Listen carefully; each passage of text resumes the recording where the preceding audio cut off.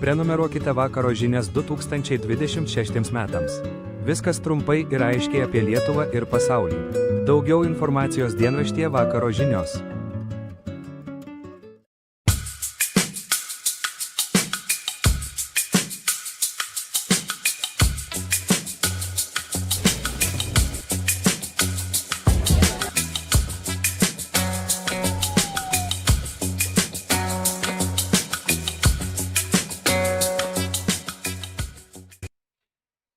Labą vakarą, šį prieššventinį vakarą, sveikinuosi su jumis, gerbiami žiūrovai, sveikinuosi su Seimo audito komiteto pirmininku Artūru Skardžiumi, Kęstučiu Skrebiu ir su mumis telefonu yra Vilma Danauskienė, Lazdijų rajono tarybos narė, Lazdijų rajono, kuriame driokstelėjo, taip kaip Vilma, žinote, tasgi kaip ten griaustinis iš giedro dangaus.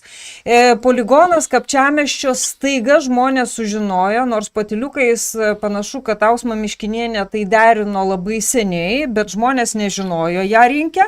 Ir dabar jie daugiau kaip 2000 žmonių, tai palies apie 2000 žmonių, taip kariuomenė skelbia, apie 100 žmonių tiesiog neteks namų, jiems tai yra pranešta, mes taip nusprendėm, jūs turėsite kraustytis. Tokia kaip savotiška dovanėlė iš kaip ten, Valstybės gynimo tarybos dovanėlė kalėdoms daugybei žmonių. Tai gal pradedame nuo to, nes nuo šitos žinios iš tikrųjų dunksi visa Lietuva. Kodėl šitaip grubiai buvo kodėl su žmonėm niekas nesišnekėjo iki priimant sprendimą? Kokia čia nauja tvarka? Vilma. Sveiki. Sakote, driokstelėjo, tai čia tas perkūnas dudeno aplinkui, klausinėjom, žiūrėjom į dangų ir niekas nesiteikė pasakyti, kad iš tiesų, ateina lietus, bus kaupėsi. Tai nėra blogai, ta prasme, kad poligono reikia. Tai aš tik noriu atkreipti dėmesį visų.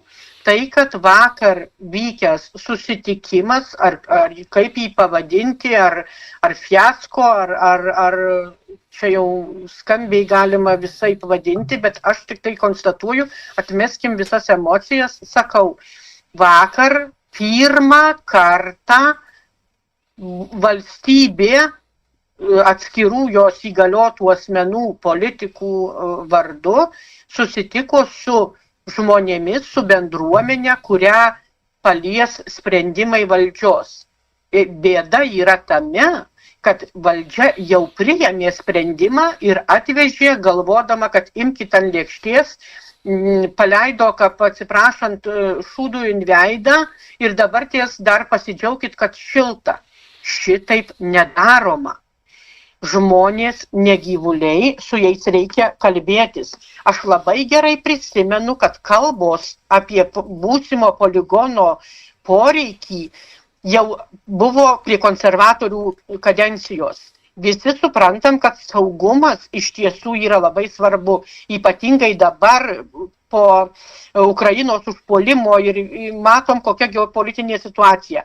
Tai aš tik priminsiu, ko niekas kažkaip nenori prisiminti, nes žmonių atmintis trumpa, kad praėjusioj kadencijoje tuometinis krašto apsaugos ministras, konservatorius Vilius Semeška su Lazdijų rajono savivaldybės merė demokratė Miškinienė ir konservatorių vietos lyderiuku Audrium Klėjum lakstė po Lazdijų rajoną ir ieškojo, kur čia galima būtų įrenginėti poligoną.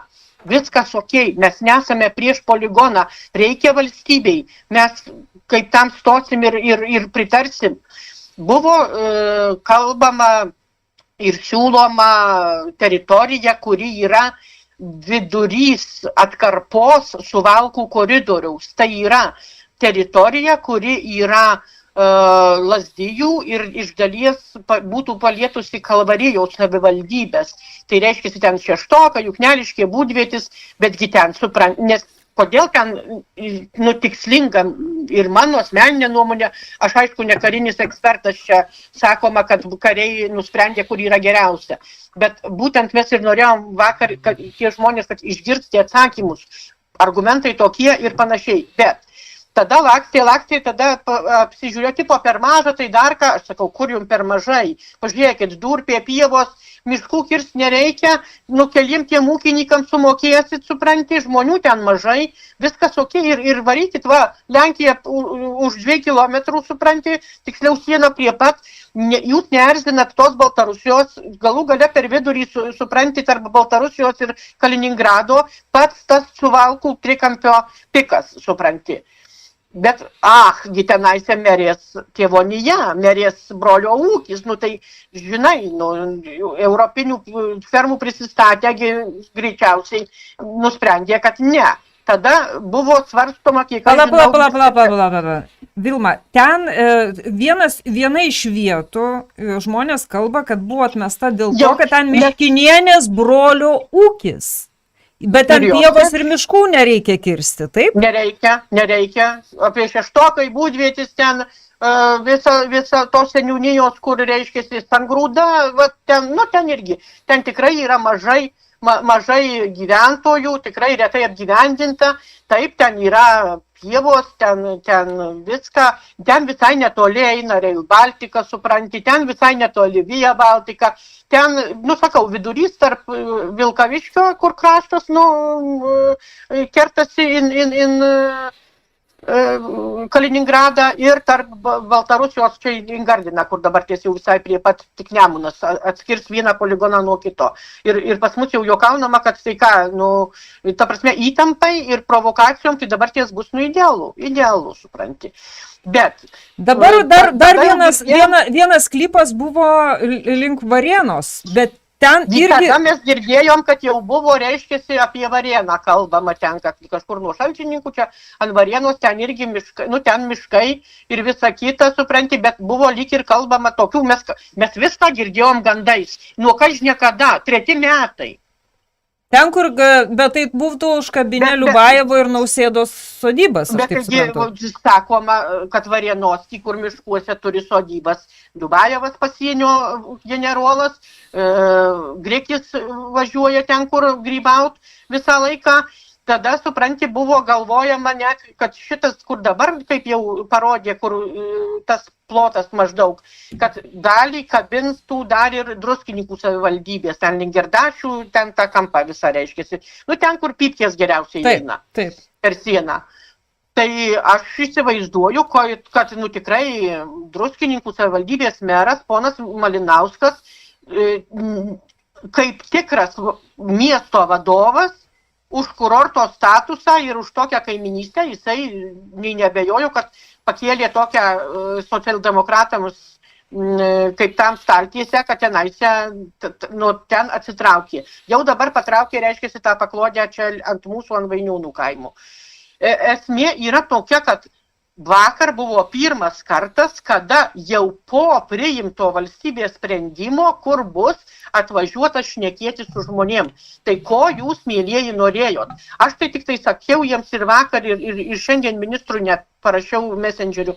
Jūs šitokią savo komunikaciją ir elgesiu, tai ne poligoną, bet Varviškės Respubliką atstatysit mumi. Tegul nepamiršta, kad ten Kapčiamiestyje kažkada buvo Varviškės Respublika, tai tegul pasiskaito istorijoje. Bet esmė yra kame, kodėl aplinkui sklandant gandams, kalboms, matant netgi viešus pasvarstymus medijose, kad kalbama buvo, susitikimas buvo svarstoma ir vis kempinėjama ta sprendimo priėmimas arba ta diskusijos įvardinimas, kur tikrai bus, kaip atsiprašant, kaip kokia katė pūslė tampėsi. Merija, Lazdijų merija, Miškinienė, kokius 4, net suskaičiuoti iš DVS-o jos potvarkius apie komandiruotės, kokius 3 ar 4 sykius, tai tikrai buvo nuvažiavus į krašto apsaugos ministeriją, tai ko tu tenai važiuoji? Tai aišku, kad šnekėtis apie tai mes tai visi nekvailiai, jeigu tarybos nariai nieko nežinojom. Vienas per kitą klausėm, jau net ir merijos komandos, jau ten, kur demokratai, tai sakom, tai palaukit, nors suprantam, kad negalima visko mums žinot, be abejo, yra dalykų, kur su grifais ir visa kita, bet tai kažką tai ir kad, vis tiek tai bus, nebus, jei bus, tai davai pradėkim diskusijas, šnekėkim su žmonėm, ką bus, maždaug ir važiuokit, kaip aš sakau, pasimatuokit temperatūrą, ne. Užvirė katilą, o tada atvažiavo pažiūrėti, karšta, o jėzau karšta. Tai o ko jūs norėjot? Žiūrėkit, tai dabar... Aš turėčiau, Vilma, turėčiau vieną klausimą. Jūs sakėt, kad ten link Lenkijos pusės yra rečiau apgyvenintos teritorijos. Tai gal jūs galėtumėte įvardinti, aišku, apytiksliai, kiek maždaug žmonių palies, jeigu tas poligonas bus rengiamas dabar, ten, kur dabar numatyta. Kiek žmonių, kiek ūkių, gal taip reiktų suformuluoti. Aš pasakysiu šitai. Plius minus, nes aš žiūrėjau vakar tą reportažą, tai žmonių buvo iš tikrųjų baisiai daug. Žiūrėkit, žiūrėkim grinai faktais. Nuo paties Kapčiamiesčio miestelio, sakykime, iki valstybės sienos, tai ten kokie, 5 geri kilometrai, jeigu taip keliu, gal kokį 7, gal biskį mažiau reiškiasi ar ne, bet ten, kur, nedaeis, ta riba reiškiasi iki miestelio, jinai ten saugiai nedaeina ir ten, čia nėra tame bėdos. Grinai, kur jau bus tas poligonas, taip kaip mes buvom supažindinti vakar žmonės, nes vakar pirmą kartą, kur preliminariai ta teritorija gali būti. Tai žiūrėkim tiesą į akis, tikrai ten žmonių labai mažai, tikrai labai mažai. Realiai ten yra kokia, jei aš neklystu, pagal atliekų surinkimo kaip tam skaičių, nes pagal tai geriausia skaičiuoti, ar ne, kiek ten yra trobų. Tai ten iki 50 tų sodybų. Be abejo, jos yra skirtingos. Tuose miškuose yra tokių vilų, kur keli milijonai įrengta. Dauguma jų registruota oficialiai nekilnojamo turto registre kaip kažkokie svirnai, ūkiniai pastatai. Be abejo, kai kurios dar ir nepriduotos, rekonstrukcijos neperkainuotos.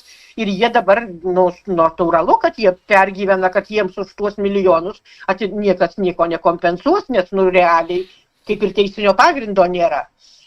Tų, kurie vietiniai ten, yra iki 30 trobų. Ir tikrai šitų žmonių labiausiai gaila, nes su jais absoliučiai nesiskaityta.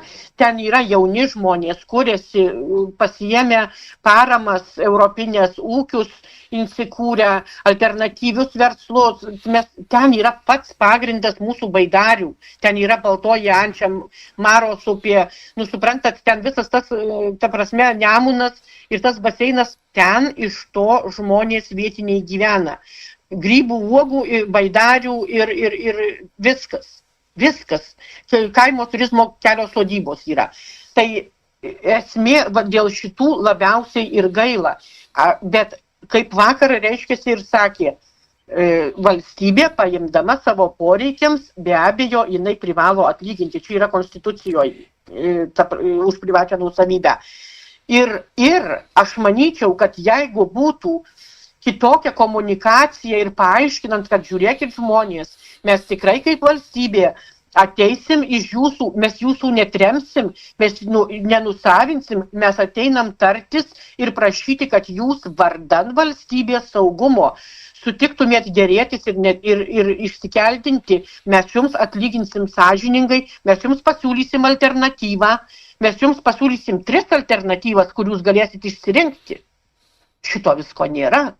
Tai žiūrėkit, aš girdėjau, man irgi užkliuvo būtent Ausmos Miškinienės, bent jau man buvo susidarys begalinė arogancija, kada jinai aiškino žmonėm, tai mes galėtumėm su jumis nesitarti, maždaug tokia mintis buvo pasakyti, mes galėtumėm su jumis nesitarti ir paimti valstybės naudai. Žinot, Rūta, kas yra man, pikčiausia, kad merija slapta susiderėjusi ir praktiškai pardavus, galima sakyti, tuos Kapčiamiesčio žmonės visus, jinai dabar ties bando, pamačius ir gavusi per veidą, vakar, tiesą sakant, buvo jau, aš net stojau jau jos ginti, nes bijojau, kad gali gauti ne tik tai svarbių, bet ir riebesnių žodžių. tai grinai žmogiškai, kaip moteris jau buvo, tiesiog atsistojau, nors galėjau iš tiesų, kaip politinė oponentė, tai aš ten jai padaryti tokį vajų, kad bet kaip tam žiūrėkim valstybiškai, čia ne pjaras ir ne popsas, čia žiūrėkime į tai, kad tai yra valstybės nacionalinio saugumo klausimas. Nėra tie žmonės priešai valstybei, bet juos dabar bandoma tokiais padaryti. Ir kai merė, kurią tie žmonės rinko, Kapčiamiestis už ją balsavo, pasitikėjo, jinai rugsėjo mėnesį atidarėme, reiškiasi, bendruomenės namus įrengtus už europinį ten tokį projektą ir sako, kaip jūs čia klestėsit, kaip jūsų turizmo verslas, kaip čia atsigausit, visi žmonės ploja, merę, mylim ir vakar jinai gavo tokį spjūvį, kad jeigu atsistoja bendruomenės pirmininkė ir turi drąsos, aš žavėjausi tą jauną moterim, sako, aš stoju žmonių pusėn, jūs melavot. Kodėl jūs su mum nesitarėt? Kodėl jūs nieko nepasakot? Mes nekurti, mes girdim, bet nereikia mūsų visiškai laikyti, kad mes nulis. Labai chamiškas pateikimas. Jinai dabar bando sakyti, aš tarp kūjo ir priekalo. Tu mergužėlė, tarp kokio kūjo ir priekalo, tu nuvažiavus greičiausiai įsidėrėjai, kad tau nekels baudžiamosios bylos už čekučius ir tu pardavėjai kaptam vardan to, kapčiamiestiečiams poligoną insūdėjai. Tai čia, ir paskui, supranti, vakar dar sako, tai čia va ministerija, tegu atsako, atsakykit. Buvo baisu žiūrėti, šitaip elgėsi politikas, rajono vadovas. Pastatė kariuomenės atstovus kaip įkaitus kokius, mes ne prieš kariuomenį. Jūs vakar girdėt galėjot, jeigu žiūrėjot, kaip žmonės pasakė, kad kaip jie myli ir gerbė Lietuvos karius. Ir kad jiem ne tas pats, ir kad jie stos, kaptam su šakėm, jei reikės ginti tą sieną. Bet jie norėjo išgirsti, kas bus tam poligone, kodėl nusprendėt pirmiau, o paskui atnešat mums ir pasakot, nesipriešinkit, jūs nuomonė neįdomi. Čia yra bėda. Va čia yra bėda, kuri užprogramavo tą konfliktą. Ir aš labai bijau, kad dabar ties visokie marginalai, visokie gero nelinkintys mums, pradės šitą temą išnaudoti šitą situaciją tokią labai netikusią. Ir naudoti ir dar labiau audrins. Va šito, čia dabar jau žinokit, yra pavojinga ir šitą turim užkardyti, jeigu ne, tai bus blogai. Pas mus studijoje Vilma yra Artūras Skardžius ir aš noriu iš tikrųjų, jūs šiandien laimėjot balsavimą Seime dėl krašto apsaugos ministerijos audito. Ir visos krašto apsaugos čia ministerija, tai tai yra daugiau negu 70 perkančiųjų organizacijų, tarp kurių ir ginkluotės resursų agentūra, infrastruktūros agentūros, tai yra didelė labai apimtis. Ir žiūrėkit, va taip, žvelgiant į šitą situaciją jūsų akimis, jūs pasakojot, kad Rūdininkuose ten Mokyveži filialas, kaip ten vadinasi? Tokia įmonė Taiklu. Tarpininkai tiesiog. Tiesiog tarpininkai. Laimi konkursus, todėl, kad yra skuba, konservatoriai nusistatė skuba, tada gali perkančioji organizacija, tai yra kariuomenės kažkuris padarinys infrastruktūrinis, kreiptis kur nori, pas ką nori ir pirkti paslaugas, pavyzdžiui, kelmų išfrezavimo, išminavimo paslaugas. Ir viską daro Taiklu. Žiūrėkit, viską, bet labai keista, kodėl kreipiasi būtent tokios. Kiek čia pinigų tokios yra? Tokie infrastruktūros objektai. Nesiginčykime, ten reikia jiems, kariškiai sako, jiems reikia to poligono, ten reikia NATO, ten mūsiškiams reikia, nes dabar... Ten mūsiškiams, Rūta, aš įsiterpsiu, vakar tikrai buvo paaiškinta, kariškiai labai profesionaliai paaiškino, sako, nes buvo klausimai, ar tikrai Lietuvai reikia 10 poligono, turit dar kaip tam 9. Tada buvo pasakyta, Rūdnikai yra Vokietijos brigadai, Pabradėj treniruojasi amerikiečiai, tiesiog lietuviams nėra kur. Viskas tvarkoj. Tikrai kariuomenė... O ten tie 7 likę jau nebesvarbus, aš nesuprantu. Iš tikrųjų, kaip iš tikrųjų atrodo iš viršaus? Artūrai Skardžiui klausiu, kad va šito būtinybė, nes žmonės, kai jiems numeta tokį sprendimą, tai grįžta sovietmetis, tremtis. Nes žmonėms sako, labą dieną, su šventom kalėdom artėjančiom, mes iš jūsų atimsim namus. Ir pati kariuomenė rašo, kad tai yra apie 100 sodybų ir taip toliau. Tiek sodybų nėra, tiek yra gyventojų, kurie dabar, kai išgirdo, kad tiesiog jų dabar padaugėjo. Aš nurašiau nuo krašto apsaugos ministerijos tinklalapio. Tiek namų valdų buvo skelbiama apie 100. Nėra ten tiek namų valdų, ten apie 50 namų valdų kažkur tai realiai, kurios bus jau iškeldinamos. O ten yra apie 2000 suformuotų žemės sklypų, tai ten praktiškai tiek savininkų turi ten tą žemę. Ten yra pagrindė miškas, yra, aišku, šiek tiek žemės ūkio paskirties ir namų valdos. Taip. Aš dar įsiterpsiu ir Seimo nariui, taip pat klausimas. Žiūrėkit, jeigu eina kalba apie 50 namų valdų, tai galima pas kiekvieną atvažiuoti namus ir su kiekvienu pasitikėti ir ne tik, kad pasiūlymą pateikti, bet vos nepamasažuoti. 500 žmonių. Apie tai ir kalba. Pinskuvienė pardavėgi netgi tos vėjo malūnų žmonėm. Galų gale pasirašė ir visi iš pradžių ten vaidino kitaip, po to viskas tvarkoj. Stovės ten link Kernavės tie malūnai ir niekas nežaksės. O čia kažkaip tai sugebėjo sukelti tokį skandalą, kad aidi visą Lietuvą.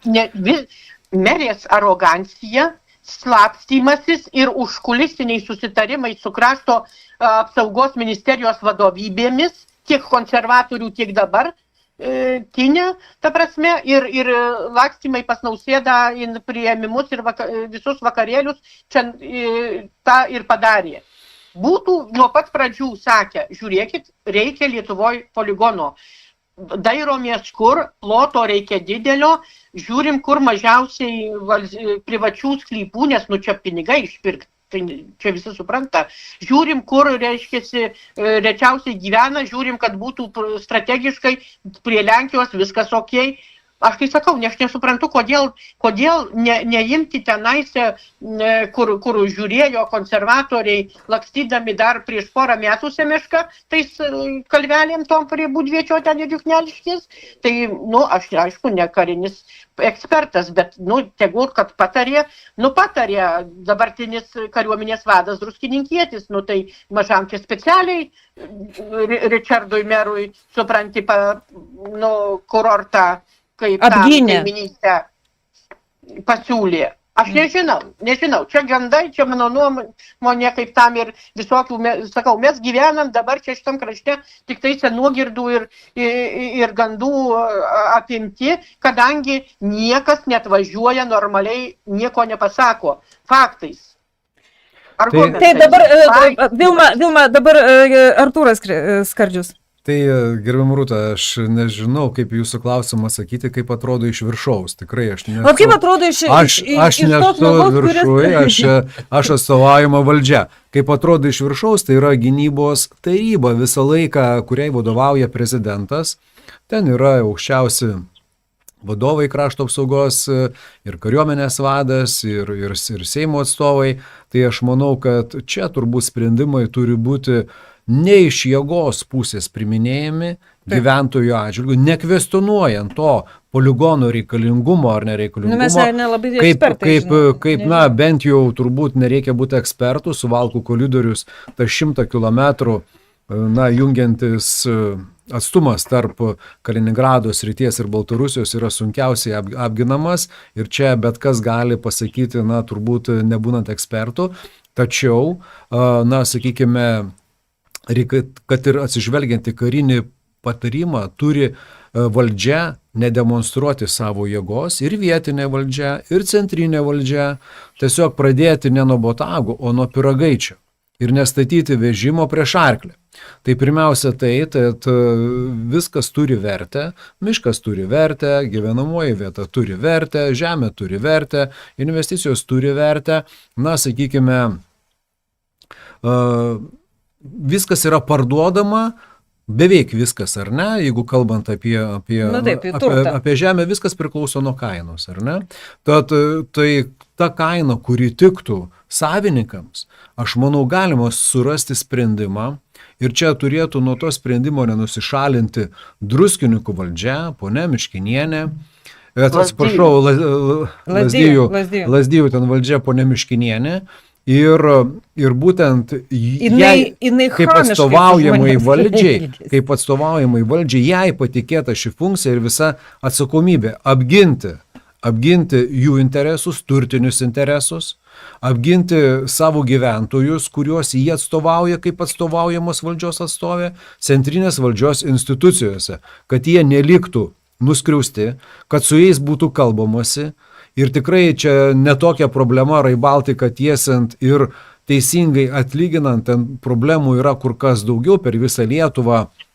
Reikia ten nutiesti geležinkelį, jungianti Lenkiją ir Latviją ir toliau ten Taliną ir visą kitą. Bet šiuo atveju tai yra tikrai labai tokia kompaktiška teritorija. Tiesiog, nereikia elgtis valdžiai iš jėgos pozicijų. Tai yra netoleruotina bet kuriai konservatorių valdžiai, socialdemokratų valdžiai. Tai yra tiesiog nežmogiška pačių gyventojų atžvilgių. Tai kam ta reikalinga kariuomenė? Ginti tos pačius žmonės, ar ne? Bet dabar, sakykime, norima pasielgti, sakykime, bent jau iš to vaizdo, kurį teko, girdėti reportažus apie tuos susitikimus ir visą kitą, kurie vyko. Žmonės ten tiesiog klausėsi, matė tuos negalėdami įeiti susitikime į tas pačias ten erdves. Tai yra tikrai nežmoniška ir čia turbūt reikia ateiti pirmiausia pas žmonės, kokie sprendimai būtų. Žmonės tikrai patriotiškai, aš nežinau, kas nebūtų jau vykstant 4 metus karo Ukrainoje, nusiteikę patriotiškai ir negalvotų apie savo valstybės, apie savo šeimos, sakykime, saugumą, savo valstybės ten saugumą. Tikrai visą laiką galima rasti sutarimą. O dabar krašto apsaugai skiriant beveik 5 milijardus, Ir bent jau padidinant efektyvumą lėšų panaudojimo, ko mes ir siekime su audito komitetu, tikrai žmonėm galima atlyginti dosniai, galbūt ir natūrą galima atlyginti, tą patį mišką, tą pačią žemę, natūrą ten atlyginti kitoje vietoje. Ir tai nebūtų didžiausia tragedija tiem žmonėms, jeigu jiems, už tą turėtą turtą... Žinot, tai yra dar plus sentimentas, tas žmogus priaugęs prie to miško. Ta prasme, jūs, aš gal nenoriu kvestionuoti, bet žmonėm, kur kelios kartos gyvenę, namai, vieta, suprantat, kapai visų giminių, tėvų ir visa kita, tai yra tas toksai ir dvasinis, aš suprantu, kad žmonės suaugę su tom vietom. Neišreikšči, bet sakau, jei valstybė pagarbiai ir tave gerbdama ateitų ir su tavim kalbėtųsi, kad yra bėda, pastariam, kaip darom, tai nei vienas akmenių ne mes. Taigi čia mes nekokie laukiniai. Bet aš nesuprantu prezidento pozicijos, nes čia gynybos taryba, kuriai vadovauja prezidentas. Kažkaip tai numestas buvo sprendimas.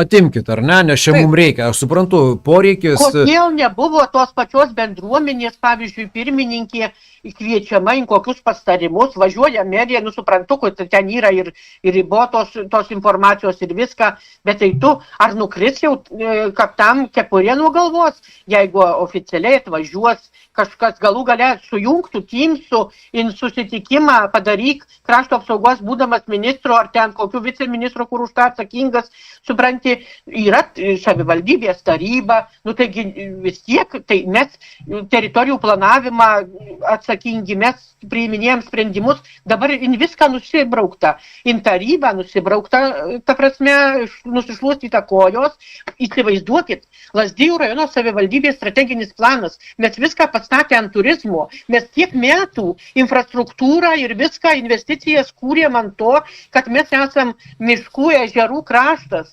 Mūsų verslai, mes jiems paramas padėjom gauti ir kurtis, tai dabar taip išeina mes melagiai, nes valstybė kažką sugalvojo ir su nikom nepastarė.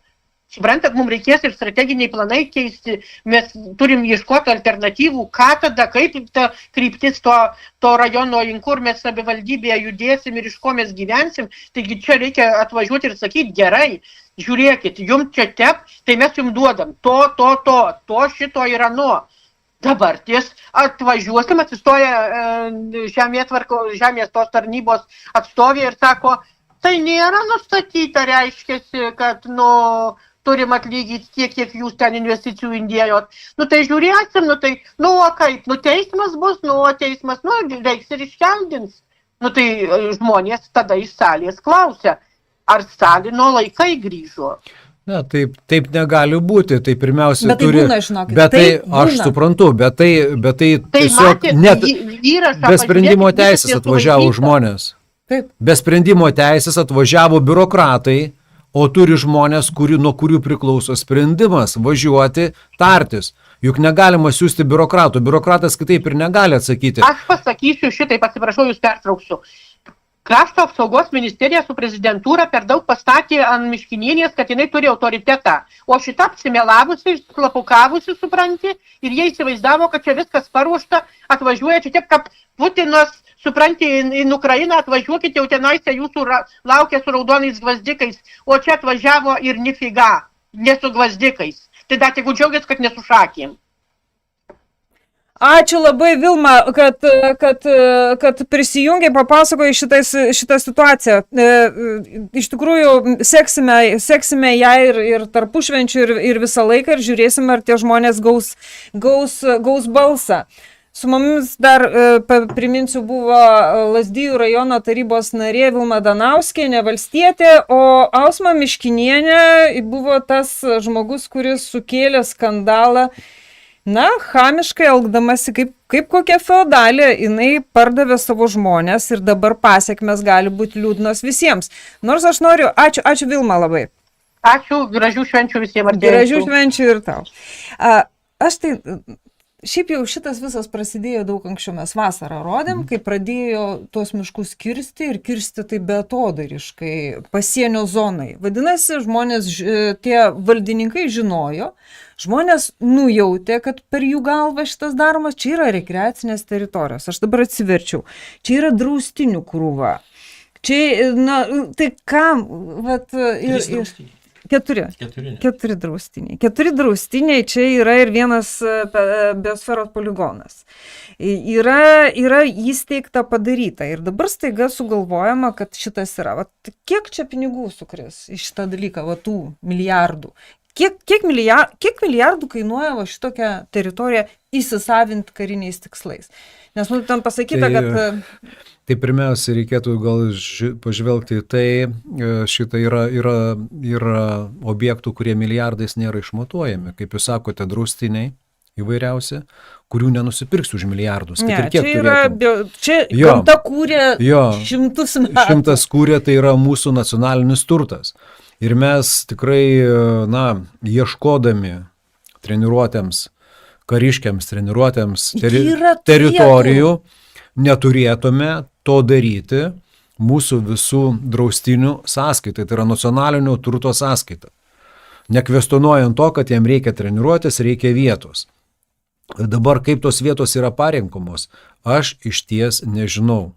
Nes prisidengiant tom reikmėms, man teko, prieš 2 kadencijas dirbti aplinkos komitete, dar nebuvo karo Ukrainoje, dar tada, bet kariškiai, sakykime, turėdami tikslą vystyti tą infrastruktūrą savo, būtent pasirengimo infrastruktūrą, kas beje yra poligonai, sakykime, nusitaikė buvo į tokias, sakykime, ir miškingas teritorijas, ir saugomas teritorijas. Ir tada buvo nuimtos tiek iš aplinkos ministerijos, čia prie Skvernelio vyriausybės dar, iš aplinkos ministerijos tokie buvo nuimti apribojimai, būtent karinėms reikmėms, jie žaidžia pagal savo taisyklės, ne pagal tas bendrasias. Jeigu tu negali ten pastatyti su kitokiu stogu namo, ar ten negali ten kažkokio tai iškasti griovio, tai kariškiam niekas tas negalioja, jam nesvarbu ten Natūra 2000 ir kažkas, tai tiesiog buvo jie atlaisvinti. Ir dabar, kaip matyti, tiesiog tas apetitas auga, tai yra pastatoma prieš nacionalinį turtą kariškių noras. Bet tai aš manau, kad visur galima rasti balansą. Čiagi ne kariškiai, Vilma pasakė tokį dalyką, kad stumdomas tas teritorija, čia nebūtinai šitoj, čia nėra ta ta konkreti teritorija, kurios reikėjo. Tai gal stumdama nuo savęs link tų silpnesnių, kurie neturi balso, ar ne? Miškinienės brolių ūkis pasirodo darant prielaidą, kad suinteresuoti žmonės nenori įsileisti, o tie, kurie neturi, kas už juos pastovi, tada juos galima pastumti, ar ne? Taip, galima. Ir plus dar greta, va čia, tarp kitko, aš dabar tik tai žiūrovams pasakysiu tokį dalyką. Čia yra trumpas techninis toksai įsikirtimas. Po kokio pusvalanduko, kai mes aptarsime, gero pusvalanduko, kai mes aptarsime tos dalykus, dėl kurių mes čia dar susirinkę esam, čia mums nugriuvo šitą temą kaip iš dangaus, tai mes įjungsim telefoną, jūs galėsit skambinti į studiją ir čia norinčių yra pakankamai ir iš to paties Kapčiamiesčio. Aš manau, kad Seimo narys tikrai visada maloniai bendrauja su rinkėjais, tai ir šį kartą tie keli klausimai nesutrukdys. Tai, o dar čia klausimų yra, kaip užprenumeruoti OPTV, spaudžiat prenumeruoti ir užprenumeruojat. Čia gali būti greta tų dovanų, kurias jūs dovanosit, tiesiog paimkite telefoną žmogaus ir paspauskit, nes aš norėjau pradėti mūsų laidą iš tikro apie mūsų reikalus. Yra visokių blogų naujienų, jomis aš jūsų nekamuosiu. Mums atmetinėja kasacinius skundus be komentarų aukščiausias teismas.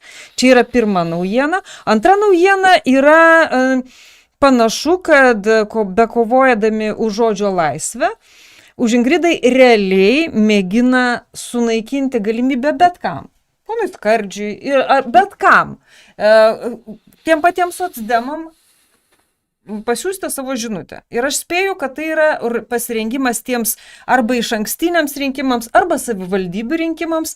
Ir kas vyksta? Sigeitas, Telija išjungė TV7. Šiandien man paskambina kolega iš Šiaulių ir sako, Šiauliuose kažkoks tai veikėjas, konservatorius, nusipirko vietinį tiekėją ir išjungė Initą. Tetos, kurių klausia žmonės piktindamiesi, kodėl čia išjungė, sako, o žinote, čia yra antivalstybinis kanalas. Kas nusprendė? Mes nusprendėm. Tai aš taip įsivaizduoju, kad vyksta toksai kova dėl, kad iš principo apriboti iki rinkimų maksimaliai, apriboti teisę žinoti, o jums teisę pasakoti, kas vyksta. Kad visi žinotų, kad užpuolė Skardžius vargšė Monika ir dabar su savo auditais, kaip koksai, toksai terminatorius aklas ir dabar tos pinigus atiminėja. Buvo pavartota žodis gestapas. Jo, gestapas. Tie, kurie kovoja už laisvą žodį, tie atjunginėja kanalus. Taip. Čia yra jų, čia ne paradoksas, jie visai neslepia, kad jie nori kontroliuoti tai, ką žmonės sužino. Čia yra tarybų valdžios grįžimas. Ir programuoti mintis, smegenis žmonių. Ir veiksmus. Kad jie rinkimuose balsuotų. Prakelti pirštai, sako, einam kovoti už laisvą žodį, nors iš tikrųjų ten buvo laisvas pinigų taškymas. Tų pačių žmonių. Tų pačių pinigų. Tų pačių žmonių, tai yra mokesčių mokėtojai. Mokesčių mokėtojai ir jie... Paverčia priešingai, ar ne, čia už laisvą žodį. Tai aš jums sakau, aš nemanau, kad čia yra jau galutinai pralaimėta kas nors. Čia yra tiesiog labai susitelkę žmonės, labai stengiasi, išnaikinti. Neveltui mes pasakojam ir neveltui mes kartu susirenkam ir jums aiškinam, kas darosi.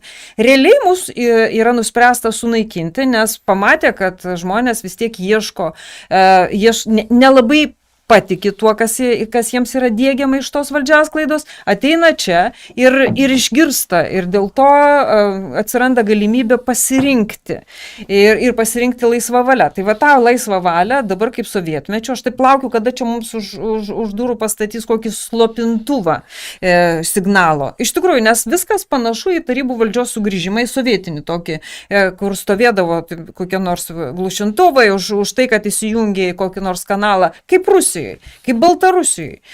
Galima Amerikos balsą iš Vašingtono, kad nesiklausyti.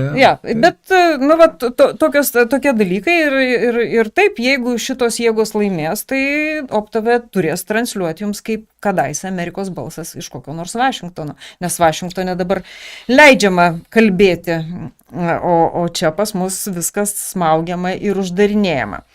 Tai va, tai aš iš po tokios įžangos, aš ir sakau, užprenumeruoti OpTV yra paprasta. Tiesiog per šias kalėdas susitiksit su giminėm, jeigu kas pergyvena, kad neberodo per kabelius, išjunginėja šitie žodžio laisva žodžiai, tai tiesiog paspauskite YouTube'o nepribos, net Putinas nesugebėjo YouTube'o priboti. Tai užprenumeruokit YouTube'o kanalą OpTV ir paspauskit skambaliuką ir tie žmonės tikrai gaus žinutes.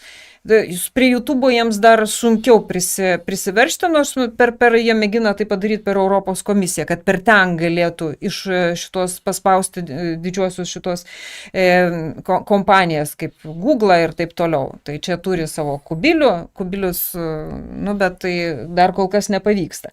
Bet tai vienu žodžiu, čia turėtų būti tokia akcija, jeigu mes nenorim grįžti, nes mus labai, labai intensyviai grąžina, čia aš kadangi esu pirma žiūrovė visą laiką visų laidų, ypač įrašytų, tai Vidas Rachlevičius rytoj su mumis šnekės.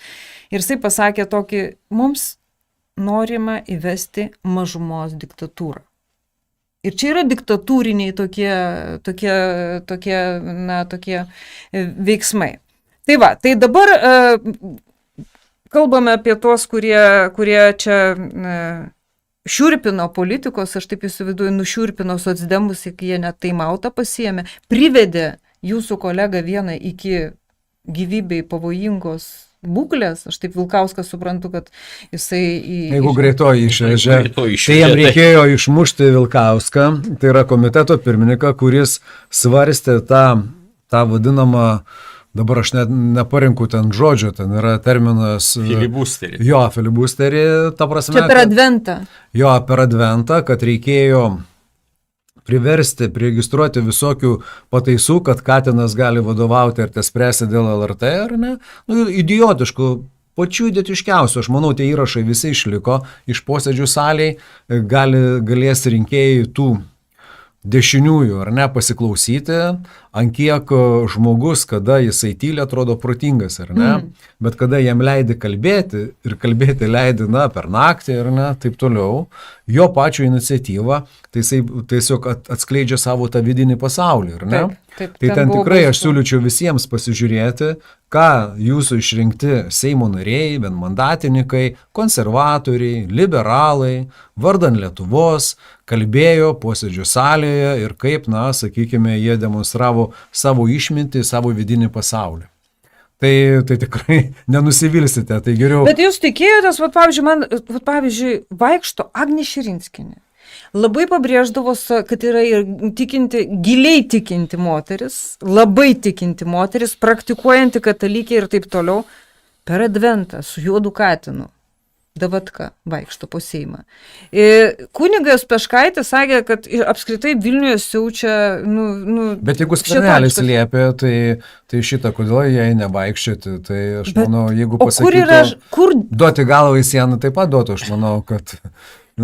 Jeigu, bet jūs iš to žmogaus tikėt, aš tai labai... Nežinau, labai gerai šūkys Raimundas. Taip, ten buvo Seimo pirmininkas, tai yra teisininkas, Vilniaus universitetą baigė su pagirimu, tarp kitko teisę, tai iš ties ir ilgą metą dirbęs teisininku ir Seimo vicepirmininku ir dabar yra pirmasis vicepirmininkas, tai iš ties labai gerai įvertino tokias kvailystės Agnės Širinskienės, kuri save taip pat pristato kaip teisininkė.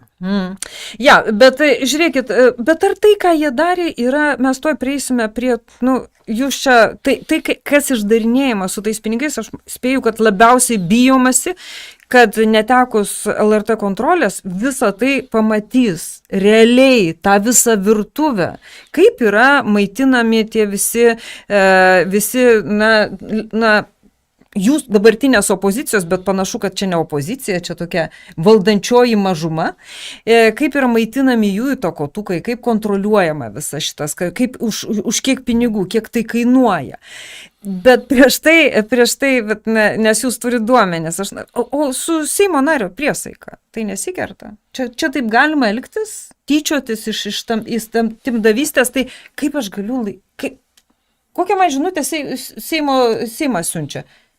Kad šitaip yra priiminėjami įstatymai, pagal kurie gali nuteisti tave šitągi kalėjimo sėdėti, va čia galima viską iš tavęs, gali turtą atimti tais įstatymais vadovaujantis. Ir jie priiminėjami va tokiu būdu. Tarškinę, tarškant. Aš pirmiausia, visų barškuolių, ten negalėčiau vertinti, kurios su barškučiais ten, sakykime, kad yra buvusi premjerė Ingrida Šimonytė, tarškinę atsinešusi salę, daro chaosą parlamente, aukščiausiai valstybės institucijų parlamentinė valstybė, vis tiek parlamentas yra, daro, sakykime, paverčia darbą chaosu kažkokiu. Ir, sakykime, tai tikrai, aš manau, kad kertasi su Seimo nario priesaika. Turbūt, jeigu reikėtų Konstituciniam teismui dabar vertinti tą vykusį chaosą, arba tą procesą, kurio čia buvo neva bandomos stabdyti pataisos, tai aš manau, kad iš ties, jeigu jisai atsakingai elgtųsi, tai tikrai tokie veiksmai parlamentarų davusių priesaiką ir elgesys parlamente, tai tikrai turėtų kirstis su jų priesaika ir netitikimų konstitucijai, nes to dar Seimas nebuvo matęs ir tas poveikis ir už Seimo kaip institucijos vardo diskreditavimą ir pačių procesų, trukdymą priimti sprendimus, tai yra tiesiog yra teisė apsispręsti, tu gali balsuoti, gali nebalsuoti, ar ne? Gali susilaikyti. Bet galima bet tu negali trukdyti parlamento darbo, sakykime, savo sąmoningais tokiais veiksmais. Tai yra diskreditavimas pačio parlamento kaip įstatymų leidžiamosios institucijos ir pačio proceso diskreditavimas. Ir iš to kylančios visos atsakomybės. Bet žiūrėkit, tai jie šitaip daro. Galima pateikti pasiūlymą, kuris turėtų prasmę. Galimagi taisyti tą visą reikalą. Bet tam reikia turėti proto. Ne, tai jie viską iškreipia, tai yra pagaliau atsakingo valdymo principas. Išniekino patį įstatymų leidybos procesą ir tokių iniciatyvų tikrai buvo ir aš manau, kad etikos komisija užversta tais, bet, sakykime, dar nereikia turbūt visai pamiršti to, kad gali būti ir kreipimus į Konstitucinį teismą, būtent dėl to proceso, kuris įvyko. Tai man tikrai kelia nuostabą, nesu naujokas, ketvirtį amžiaus jau, sakykime, kaip parlamentaras, tai tikrai ne... Siaubelis. Žiūrėkit. Procesas, aš tik papildysiu šiek tiek. Procesas, bet kiekviena ta pataisa, durna arba kvaila, ne apie katiną, tai ko jinai verta. Iškvailina patį Seimą. Taip, jinai turi savo autorių. Ir tas Seimo narys, kuris teikia tokią pataisą, jisai elementariai pažeidžia ir priesaiką, ir konstituciją. Tas filibusteris, tai jie iškraipo tą pačią savoką. Taip, tu gali pateikti labai daug pataisų, bet tos pataisos jos turi būti korektiškos įstatymų leidybos prasme. Ta prasme, kad ten, sakykime, padidinti, gali teikti vieną pastabą. Padidinti tarybos narių skaičių tenai nuo 12 iki 13. Kitas teikia nuo 13 iki 14.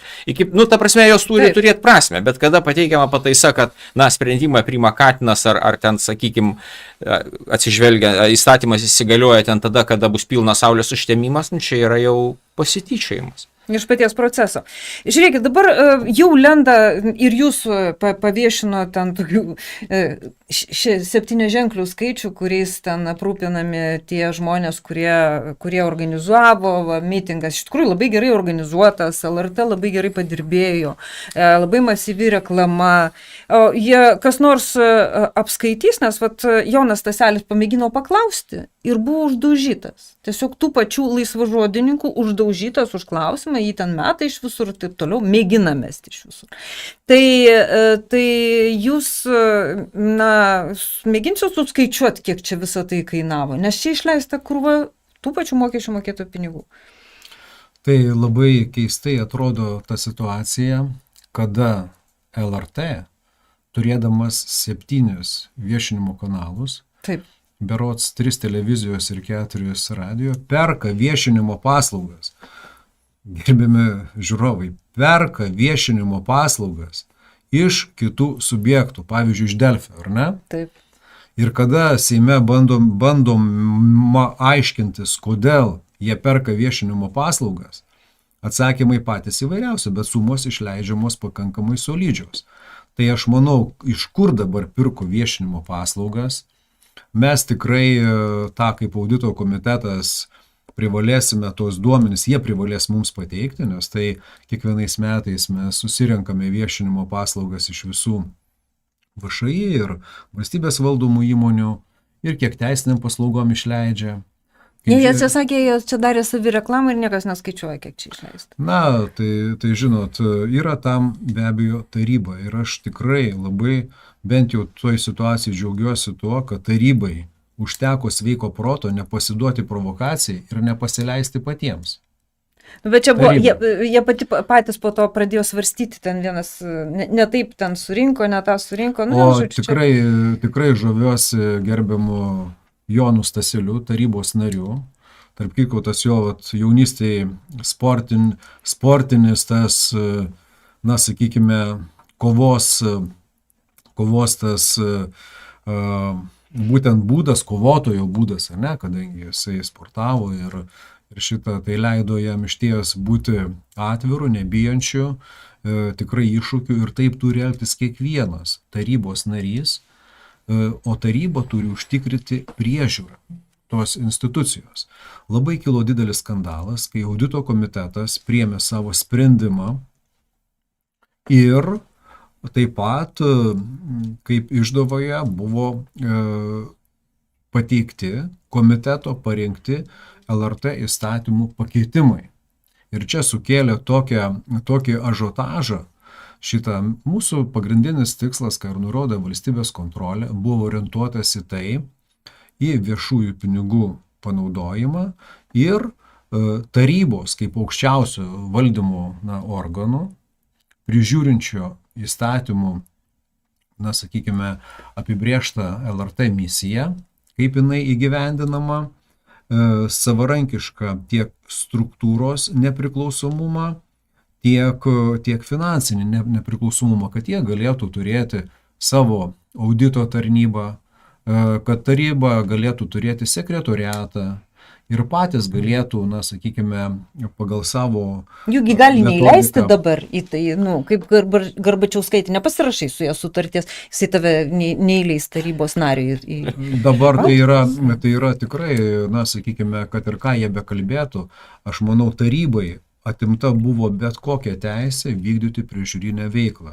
Administracija, tai yra administracijos vadovė, na, kurie atsakinga už mokesčių mokėtojų 80 milijonų kasmetinių, tiesiog bandė atsikratyti savo prievaizdo, tai yra tarybos, Taip. Įpareigodama pasirašyti jiems įvairius konfidencialumo. Čia reikia pasakyti, dokumentus. Kad taryba balsavo šitos dalykus. Anoji taryba pabalsavo, tai reglamentai atėjo jiems kaip duotybė. Aišku, reglamentus paruošė, užsakė administracija. Administracija samdė išorės advokatus, Taip. Kad jie įpareigotų aplamai, na, sakykime, apie, čia jau nekalbu apie atvirumą visuomenį, tai tiesiog užgrobimas, pakiša tau, kad tu dar 5 metus išėjęs, tu negali kalbėti apie tai, apie LRT. O ten, jeigu skaitant tos pačius reglamentus, aš skaičiau, kuriuos garsus advokatas vienas parengė, ar ne? Koksai? Na, buvęs teisingumo ministras berods. Jo, berods ponas Bartkus, jeigu nesuklysiu. Na, šituos, tai iš ties tu negali kalbėti nieko dar 5 metus. Negali kalbėti apie tai, šitą tarybos narys. Tai jisai, kaip jis gali atsiskaityti visuomeniai? O kas yra konfidencialu? Nustato Pone generalinė direktorė, kas yra konfidencialu. Praktiškai yra konfidencialu viskas, ko jinai neleidžia viešinti. Tai taip išeina, kad apie nieką vykstančius, apie procesus LRT, ar tai būtų programų pirkimas, ar ten būtų apžvalgininkų pirkimas, kas labai įdomiai svarstymo metu išlindo ir mes dar galutinių atsakymų neturime, visi žinome, kad LRT veikia apžvalgininkai. Ir labai keistai atrodo, na, kai tie apžvalgininkai, na, turi kažkokią tai polarizaciją. Bent jau man, kaip politikoje, atrodo, kad labai polarizuoti. Ir klausimas, kas juos atrenka, ir ar jie dirba be atlygio, ar tai už pinigus. Iškilus šiam klausimui mes pateikėme paklausimus kaip audito komitetas. Na ir gavome tokius įdomius atsakymus, kad LRT apžvalgininkų komentatorių paslaugos, tai yra komentatorių nuomonių pateikimą radio ir televizijos laidose bei portaluose LRT, įsigijama vadovaujantis LRT vidaus tvarkomis. Pagrindė ir čia visur dominuoja, na, sakykime, tai LRT generalinio direktoriaus patvirtinos programų pirkimo taisyklės, į pirkimo vertė neviršijo 10 000, be PVM paslaugos įsigymas neskelbiamos apklausos būdu. Tai kam nori, tam mokė. Tai Valatka, jūs mano ten ką, už guzikus? Aš nežinau, bet skaičiai, štai mūsų klausime buvo suformuluota, na, sakykime, kiek yra perkama tų paslaugų, pavyzdžiui, tų audituotų laikotarpių 21-24 metais, na, su paslaugų teikimo sutartis su neetatiniais apžvalgininkais. Formuluotė viena verta. Ir komentatoriais. Tai per 4 metus, tai buvo nei daug, nei mažai, beveik 500 000 išleista. Šitiems komentarams? Jo, būtent tiems komentatoriams. Tai bet pavardžių nenurodė jie? Ne, pavardžių atsisakė nurodyti, kadangi tai yra prisidengė konfidencialumo. Apie vieši pinigai. Taip, jei paslaugos susijusios su konkretaus asmens autoriniu indėliu, pavyzdžiui, viešai atpažįstami komentatoriai ar unikalūs ekspertai, vadovaujantis aprašo 118.4 punktų, leidžiančių paslaugą įsigyti už konkretaus teikėjo, kai objektyviai nustatoma, kad paslauga gali sukurti tik jis. Ir čia... Ne, kaip Valatka pakomentuoti gali tik tai Valatka. Be abejo, tai yra unikalus kūrinys. Arba kas nors iš Naujosios Vilnios. Žiūrėkit, tai būtų konkursas tada. Individualių autorių ir paslaugų teikimo sutarčių šalių, objektų ir konkrečių lėšų suma, detalūs duomenys viešai neskelbiami, kadangi galiojantis teisės aktai nenustato pareigos jų viešinti, o sutarčių sąlygos apima autorių teisės ir konfidencialumo aspektus. Tai čia kalbame apie viešumą ir atskaitingumą visuomeniai, nacionalinių transliuotojų. Tai yra turbūt kariniam, ne kiekvienam objekte mes rasime tiek daug paslapčių ir tiek įslaptintų. Tai dabar asmuo, kurį pasirenka komentuoti už pinigus, sako, aš susimokėsiu, tu pakomentuok, kaip man reikia. Ar iš tikrųjų jisai yra objektyvus, ar tai nėra polarizuotas, na, sakykime, savo komentaruose, nes jam už tai moka. Kitą kartą nepakvies už atlygį jo komentuoti. Tai čia klausimų kyla toj darbo grupiai, kurią dabar Seimo pirmininkas šiemet sudarys šiemet. Ir tikrai, na, sakykime, atsižvelgia į pateiktus siūlymus, aš manau, bus atsižvelgta, kad tai būtų proporcingumo principas Seime išlaikytas pagal frakcijų dydį. Na ir mes matysime iš 12 asmenų darbo grupę sudarytą Seime. Tikrai šios klausimus kelsime, aš manau, toj darbo grupiai galbūt ir aš pats dalyvausiu, ir kiti dar audito komiteto nariai iš kitų frakcijų, kurie šį klausimą svarstėme. Na tikrai, ten klausimų daugiau negu atsakymų. Ir štai labai įdomus aspektas, dar vienas dėl programų, ar ne? Kaip žinome, tas programų įsigijimas yra 90%, tiksliau sakant, 89% kreipiatės į konkretų asmenį, bet dabar mes tiesiog paprašėme paviešinti, na, sakykime, pateikti audito komitetui 16 brangiausių LRT programų. Taip.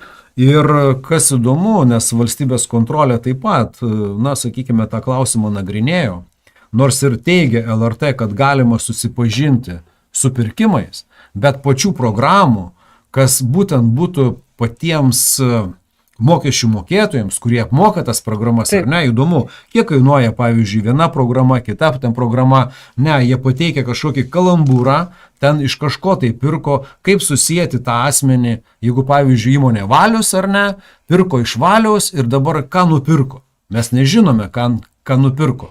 ten yra pirkimo dokumentai, ką pirko iš Valiaus, ar ne? Taip. Bet mums svarbu, pavyzdžiui, kiek to pono Valiaus ten laida, pavyzdžiui, kas ir kodėl, ar ne, kainuoja, kiek kainuoja dviračių žinios, valstybės kontrolė tiesiog, iš savo akiračio pametė patį brangiausią, turbūt dešimtmečius besitenčią programą, tiesiog neįvertino net jo žiūrinamumo, reitingų ir visą kitą, nes kitos buvo... Tai yra dviračio žinios.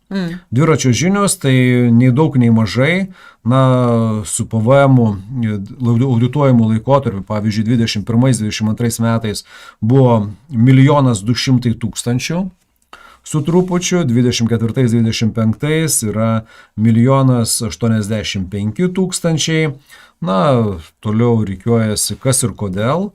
Beveik 1 979 000. Už ką ten? Toliau Dainuoju Lietuvą 897 000. Ir Auksinis protas 720 000. Tai yra, žvelgiant į tas pastaruosius 24-25 metų tą laikotarpį laidas, nežinau, kiek jos pabrangs 25-26 metų sezone. Tai mes matysime, bet tai turi būti vieša.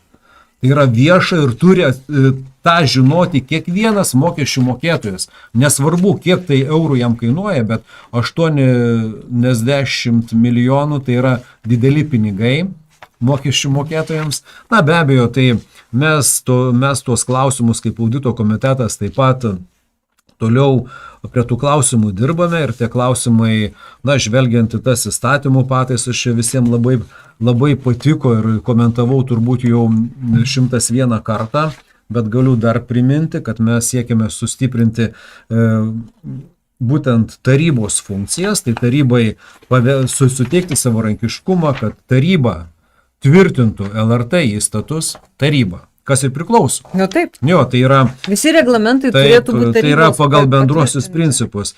LRT struktūrą tvirtina programų sukūrimo ir gamybos paslaugų pirkimo sąlygas. Taip. O ne tik kaip dabar atneša rezultatą, numeta, tu nori tvirtink, nori ne. Jeigu nepatvirtinsi, tai LRT nerodys programų, ar ne? Bet turi tvirtinti sąlygas. Toliau čia mes taip pat teikiame, kad taip pat tas pats asmuo negali eiti LRT generalinio direktoriaus pareigų daugiau kaip 2 kadencijas iš eilės. Tai, kad nebūtų kaip Putinas, ar ne? Carinė, necarinė Rusija, tai yra toj, kruvinoji Rusija, blogoji Rusija. Šitą, kad pavyzdžiui, direktorė arba direktorius generalinis atsako už LRT vidaus kontrolės sistemos atitinkančios Lietuvos Respublikos vidaus kontrolės ir vidaus audito įstatymo nuostatas, sukūrimą ir tinkamą funkcionavimą. Ką atskleidė valstybės kontrolė? Tai atskleidė tai, kad nėra atsakomybės ir visi atsakomybės kratosi, sako generalinė direktorė, sako, čia premjerė ten kalta, todėl kad pirkimų programuose yra tokia nuostata viena, kad galima pirkti kreipiantis į vieną asmenį. Bet jeigu tu tą išimtimi naudojasi, tai tu piknaudžiauji jo. Ir mes matome taip. Tai, o ta nuostata, kuri sukėlė labiausia diskusijų, aišku, čia kaip audito komitetas, žvelgdamas sistemiškai į savo teikiamas pataisas, kuriuo mes pateikėme, 6-7, tai viena yra tokių. LRT naudojamuose kanaluose ir LRT interneto svetainėje be tarybos leidimo, tai yra taryba sprendžia, neleidžiama veikti kitoms žiniasklaidos priemonėms, skliausteliuose radio ir televizijos stočių interneto sklaidos kanalų ar jų atstovams.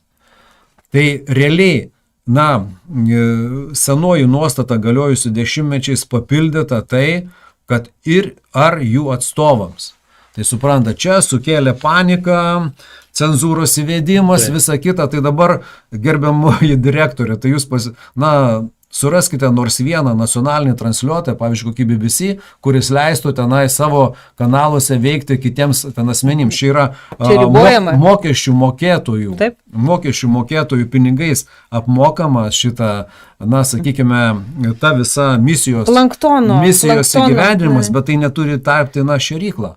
kažkam tai, na, sakykime, 80 milijonų turint, galima visus tos draugams, video, kuriuos jie ten platina, po to pasigaminti patiems. Taip, tai čia mes matome, tai tokia, tai be abejo, tai tos pataisos, aš manau, kad mes išlaikysime savo duotą žodį koalicijos partneriams, šitą nors visa valdančioji dauguma komitete nubalsavo ir jos tai tiesiog buvo prašymas neregistruoti tų pataisų iki naujųjų metų, kadangi dabar tos įtampos visokios, na, audra stiklinėje, na, neva tai... Bet tai susiorganizuos, nes kol LRT yra šitos ponios rankose, jinai jį naudoja savo... Bet tos pataisos po naujų metų bus įregistruotos ir galės pasirašyti, na, kiti Seimo nariai, dar prieš pradedant tai grupiai, kuris sudaryto Seimo pirmininko bus veikti. Tai aš manau, kad tos pataisos bus svarstomos ir tikrai yra, nes tarybai nesuteikti galių vykdyti savo funkcijai, tai yra taryba kaltinti, kad jinai politizuota, kad jinai uzurpavo LRT, tai jinai aukščiausias organas. Nu, ten buvo daug nepasakyta. Tai žinot... O žiūrėkit, dabar jūs, bet aš nesuprantu, o tai ką, konservatoriai pažadėjo šitam įstatymo pataisom neprirašyti vėl visokių Širinskienės katinų. Jiegi šitą dalyką naudoja ir naudos ateityje ir jūs nieko nebepriimsit. Tai va šitoj vietoj man, jūs paaiškinkit, ką ten... Pavyzdžiui, prezidentas, ne? Jisai pasikvietė ten visus, ten tokia taika prieš Kalėdas, po to Juozas Olekas išėjo. Kieno jie pusėje? Nes jiems liepia pasirinkti pusės. Čia pas mus negali būti, kad mes per vidurį. Mes už Lietuvą. Ne. Dabar reikia arba būti su Garbačiauskaite, o regione tai tave kencelina, kaip mūsų dabar kencelina visur. Aš manau, kad valdančioji dauguma yra žmonių pusėje, tie, kurie moka 80 milijonų sumoka LRT už, na, sakykime, jos viziją, misijos, kurie apibrėžta LRT įstatyme įgyvendinimu. Ir tie pinigai negali kažkam tapti pasipinigavimu. Tai, o kaip čia yra, bus? O jie pažadėjo? Nu tai jie toliau griaus. Ne, tai žiūrėkite, jūs labai gerai pastebėjote, kad tai yra, na, galimai antikonstitucinis veikimas, taip. Tas, kas buvo daroma Seime ir tai aš manau, kad Seimui pasikreipusi konstitucinį teismą turėtų būti, na, toks procesas, jeigu Seimo nutarimu nedelsiant svarstomas ir pasibaigs visi šitie dalykai. Aš manau, būtų tikslinga, na... Tai čia dėl to taimautas, ne? Ta padaryti galima labai greitai, aš manau, vis tiek bus ir neeilinė sesija turbūt, ir turėsime sausio 13 rengtis, ir vasario 16 gali būti dar... Aptversit Seimą per sausio 13 kaip Šimonytė? Aš nežinau šitą, ką aš pats sausio 13 šitą stačiau barikadas, tiesiog sakant, būtent tą naktį, kada buvo bokštas šturmuotas, mes su visais kaimynais, kadangi ten netoli gyvenu, tam Žvėryne, žinot, mes nuo bokšto patraukėm čia, matėm visus įsigandusius, susidariusius, na, įrengėm štabą, pradėjom statyti barikadas, iki švintant jau Seimas buvo visa armatūra iš bendrabučių, statomų, kurie dar nebuvo pastatyti, išnešta, iš visus gatvėje stovinčių automobilių nuleistas benzinas, supilstytas buteliuose, šitą buvom pasiruošę tai metu ir taip, na, trūko vos ne savaitę mūsų tas... Kai lygina va šitą dalyką aš negaliu, na, klausytis tų, kurie dar bėgiojo turbūt su pampersais tuo metu ir dabar, na, sako, mes gynėme ten parlamentą. Arba sakė, ten tėvas kažkur po lovą kažkur paslėpė, čia vienas toks, kurio šeimina jau Seime ten, ar ne? Taip. Yra, jo ten pasakojo apie savo tėvą. Na, tai tiesiog, na, nežinau, man tai šitą, aišku, istorija perrašinėjama ir gerai, kad, na, sakykime, ten pavyko praėjusią kadenciją atstovėti konservatorių norą tą istoriją ištrinti ir perrašinėti, tai tiesiog buvo motyvuojama, kad tai komitetų, posėdžių medžiaga, komisijų ir visa kita, na, tiesiog apriboti terminą 10 metų ir visą išnaikinti iš tų archyvų. Tai čia Razma su tokia iniciatyva, tada kaip pirmasis Seimo pirmininko pavaduotojas, tai yra Čmilytės, tada bandė inicijuoti, bet kažkaip sustabdėme. Tai perrašinėti 30 mečių istoriją, na, tai yra kur kas lengviau ir jie savintis, tai matome kaip Sąjūdžio, na, sakykime, buvo pasisavinta kai kurių, na, ir, sakykime... Ir knygos dabar dėl to neįleidžia, nes ten faktai jo, tai yra tie, Juozaičio. Jo, tai aš ten epizodiškai dalyvau tame, bet tai vis tiek teko būti pagrindiniuose įvykiuose. Ir... Nu, gėda šiek tiek žiūrėti. Žiūrėkit, Nidos Grunskienės paskirimas naujai kadencijai jūs nustebino ar ne? Nes visą pusę dienos visi sakė, nu nebus Grunskienės, todėl kad šitie bjaurybės susimokė prieš ją ir staiga Nida Grunskienė 2 balsais. Nu, bet balsavimo rezultatai įspūdingi. Įspūdingi, 48 iš 140. Dalyvavo 94 beros, jeigu aš teisingai suskaičiavau, ar ne? Iš viso šitie konservatoriai, pasakė, mes nedalyvausime, mes čia pasitraukėme. Tai galėjo gražesnį rezultatą padaryti. Grįžo visi, ten sudalyvavo, tikrai aš negaliu komentuoti ten rezultatų, matomai Seimas apsisprendė, tai toks ir yra ten rezultatas, ar čia gerai, ar čia blogai. Na, galbūt generalinė prokurorė dabar jau nebesibijodama tai, kad vis tiek 2 kadencijos tai yra maksimumas. Jo maksimumas, turbūt atsiraitojus rankovės imsis darbų, apie kuriuos įkalbėjo, na, sakykime, lankydamasi frakcijose, na, ir tikindama, kad iš ties, na, bus energinga, veikli ir gins viešą interesą. Tai aš kupinas vilčių, kad taip ir bus. Rimvydas Petrauskas, kuris yra Vilniaus universiteto rektorius, pasitraukė iš tokios leisgyvės, tos Lietuva 50. Pažangos taryba.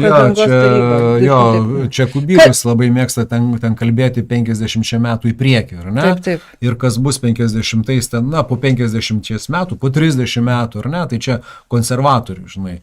Tai čia jo tokia retorika ir visi tie planai, tai reiškia, kad nereikės jiem per savo tą kadenciją daryti, tai jie nukelia 20 mečius, ne į priekį, 5 ten kadencijom. Tai kad nereikėtų įsipareigojimų ten priimti, na, tai panašiai ten elgiasi ir Seime. Toks yra ateities komitetas, kuris, na, ten gali kalbėti apie ateitį, o žmonėm reikia gyventi čia ir dabar. Tai čia svarbiausia. Žiūrėkit, aš dabar jau, gerbiami žiūrovai, jeigu galima, mes keletą klausimų čia visai publikai ir po to mes, be abejo, jūs jau dabar, taip, visai publikai ir po to mes jungiamės į tą tokį režimą, kuris anksčiau ir vėliau pateks ir pas visus, bet vėliau. Iš tikrųjų, smarkiai vėliau. Cenzuruojat? Ne tai, kad cenzuruojam, tiesiog atsilyginam savo žiūrovams, rėmėjams, iš tikrųjų, kurių dėka mes esam gyvi. Ir iš tikrųjų šiandien, kai aukščiausias teismas taiga be jokių apeliacijų. Parašytas iš tikrųjų skundas aukščiausios kvalifikacijos žmonių. Tiesiog be nieko, tiesiog, kad atmetinėjo, tai panašu, kad čia bloga žinia iš tikrųjų visiems žurnalistams, todėl kad laidos vedėjas mūsų atveju, kada Orlauskas mūsų laidoje pasako, kad na štai dabar ir surinko Bairaktarui pinigus, bet išleis kažkokiams tai šoviniams. Ne? Tai už tą dalyką jau mes turėsim, turim jau uždirbo Tapinas ir Laisvės televizija, kuri nebuvo paminėta kažkiek tai ten 10 tūkstančių. O kai ateina ten koks Pancerovas pas Pumprickaitę, apkakoja, ar ne? Taip. Apkakoja tai pasiniai žodžius. Ne, sako, čia Pancerovo žodžiai Pumprickaitė, ar ne? Taip. Sako, čia Pancerovą mes ten pasikeitėm, jisai, sakykime... Tai šiuo atveju aš atsakinga už tai, ką pas mane pasako žmonės. Tai va čia šito ir aukščiausias teismas, kolegija tokia, nežinau, kreipsimės iš naujo. Kreipsimės tol, kol jie šitą padarys, o po to, jeigu ką, tai Europos žmogaus teisų teismas, nes šitaip būti negali.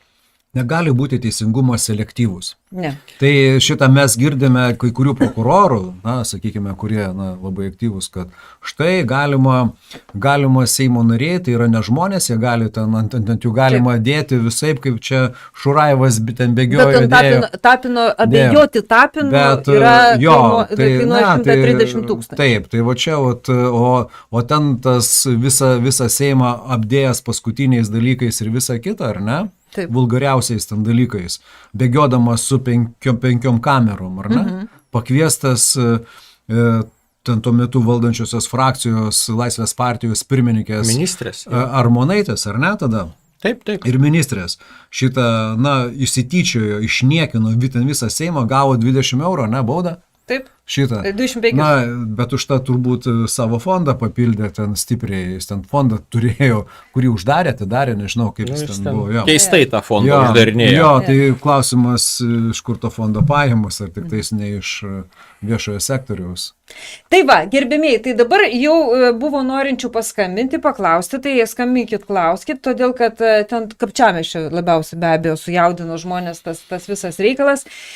Dabar jūs galit pasakyti, kad krašto apsaugos auditas, jisai apims ir Kasčiūno, ir Anušausko laikotarpį? Taip, labiausia to ir bijojo, labai įdomi buvo svarstymo procedūra.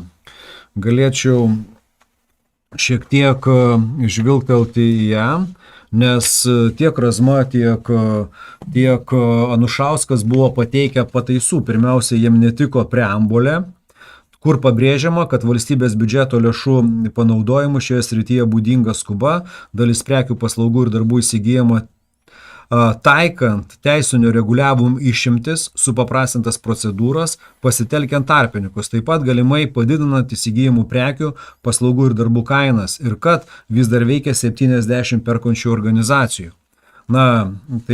Tai tas buvo bandoma išbraukti, bandoma tiek Razmos, tiek Anušausko, sakykime, aš kalbu apibendrintai, apie jų teiktas pataisas tiek komitete, tiek šiandien Seime buvo jos svarstomos, bet komitetas jom nepritarė, todėl ir Seimas jom nepritarė.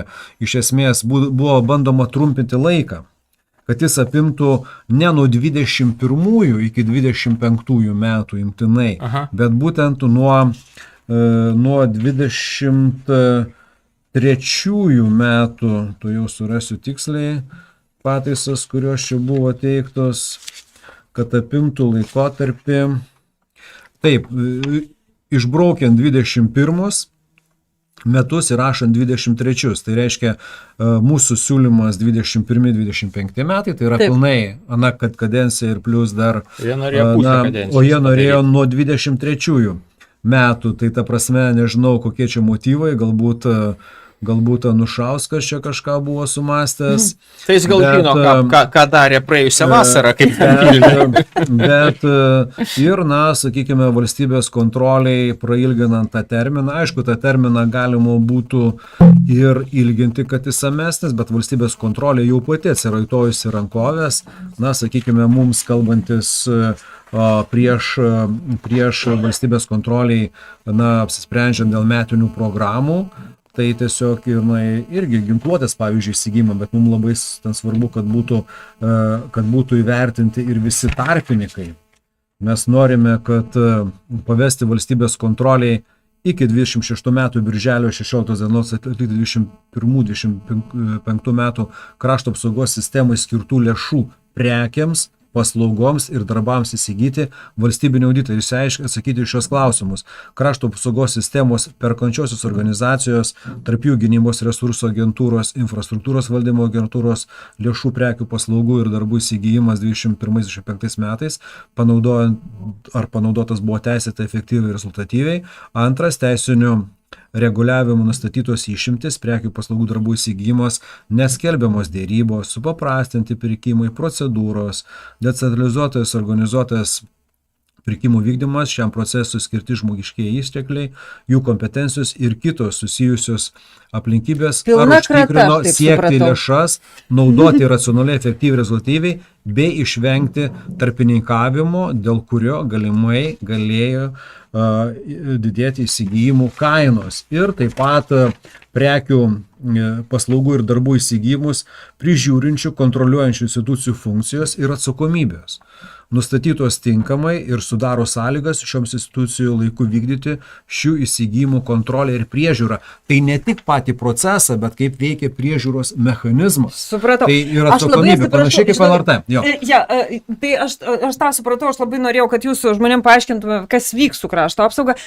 Traška mūsų žiūrovas. Labas vakaras, ačiū Jums už kantrybę. Jūs norėjot paklausti. Labą vakarą, skambina Gediminas Usinavičius, Stebėtojų gildijos pirmininkas. Taip. Gerbiamas Artūrai Skardžiau, mes bestebėdami 24 metų rinkimus aptikome labai negražių dalykų vyriausios rinkimų komisijos veikloje ir mes tikrai manome, kad ten reikalingas taip pat auditas. Galim pateikti visus surinktus duomenis, galim liudyti, jeigu reikia Seimo komisijoje, nes vyriausia rinkimų komisija neapskaito griežtos atskaitomybės dokumentų, tai yra biuletenių, vokų ir specialiųjų ženklų, taip kaip reikalauja griežtos atskaitomybės dokumentų apskaita. Vyrauja visiškas chaosas šitame reikale. Mes turim visus įrodymus, mes juos galim pateikti, galim liudyti ir padėti išsiaiškinti, kas per velniava tenai užsukta yra, nes rinkimai vieni baigėsi, kiti artėja ir negalim taip palikti, kaip yra dabar. Ačiū. Ačiū labai už tą pilietiškumą, nes rinkimų rezultatus noras įtakoti, tai turbūt kiek... Taip. Nuo 2000 pats dalyvauju, bet tai teko dalyvauti štabe prezidento rinkimuose 97-98 berods, ar ne, buvo prezidento rinkimai. Tai ten tokių dalykų teko matyti, ten ir maišais, ypač Kaune, išmestų biuletenių, net niekas nesivargindavo juos tada sunaikinti. Dabar viskas darosi labai subtilu, bet įtakojimas, kad jis yra tikrai, aš numanau, kad jis toks yra, įvairiausių balsų. Atsiprašau, Juozapaitis paštu laimi rinkimus į Kauno merus. Nu čia turėjo įsijungti... Konservatoriai visur paštu laimėjo. Visur paštu laimi konservatoriai. Tai yra nenormalu. Jo, tai yra nenormalu, yra piknaudžiaujama. Mes bandėme įvesti dar ponui Vaigauskui, vadovaujant Zenui Vaigauskui, sakykime, vyriausiai rinkimų komisijai, sakykime, tuos skanerius, kurie naudoja daugelis valstybių. Buvo pastatyta Seime pavyzdiniai keli, sakykime, geriausių tų firmų skaneriai, kur kiekvienas biuletenis turi nusiskanuoti, praleistas pro skanerį, tada jisai jau keliauja į urną. Ta prasme, kad jau tokiu atveju, tai čia nėra kažkaip nuo žmonių, nuo žmogiško faktorius priklausanti dalykai. Tu nori ten užklijuoji tą banderolę, nori ten neužklijuoji ar dar kažką tai, sakykime, su fušeriavai, su tais pačiais vokais, ar ne? Tai, bet tas technologijas įvaldė, tai vėlgi pačių komisijų darbo atsakingumas ir objektyvumas, ar jos dirba teisingai, bet aš manau, kad klausimas jūsų keliamas labai teisingas ir tą klausimą tikrai tuos dramblius aptvarkysime ir tada imsimės klausimų nemažiau svarbių, nes tai lemia jo, tai žmonė... Kam balsuoti, jeigu tavo balsas... Lemia ateitį, jo, jeigu jisai nueina į šiukšliadėžę. Tai vienas iš prioritetų mūsų yra tikrai kaip audito komiteto, aš manau, kad ir valdančių daugumai rasim sutarimą, kad tas spragas reikia pirmiausia išviešinti, o tada jas užkardyti. Tai yra elementarus klausimas, video stebėjimas. Tai video tie patys skaneriai, bet labai nori turėti tuos, sakykime, tą internetinį balsavimą, kur tik estai vieninteliai pasaulyje pasidarė, tada būtų labai lengva programišiams, kaip dabar tiems botų šitoms fermoms, ar ne, tą dalyką nulaužinėti greičiausiai ir tuos pakoreguoti rezultatus. Internetinis balsavimas, tai čia košmaras, čia nereikia programišio. Tai čia jeigu...